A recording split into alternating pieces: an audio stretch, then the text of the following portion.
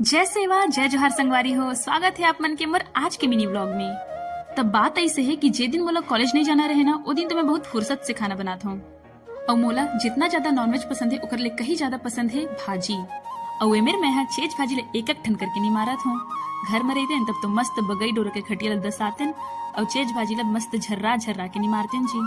और चेज भाजी के बराबरी तो कोनो नहीं करे सके, चाहे तो ला सूखा बना, पीठी बरी डाल के बना या फिर आमा या मही के अम्मट में बना।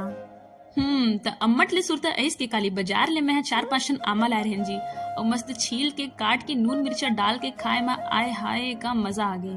अब आमा के चटनी कौन नहीं खाए होई, चाहे पीस के होए, भूंज के होए या उसन के होए।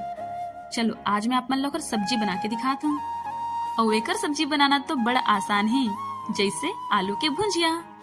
अब तुम लोग घर जाके मन करत है काबर की यहाँ तो हर एक चीज खरीदे ले पड़थे और गाँव में तो आमा ऐसने खाए बर मिल जाते।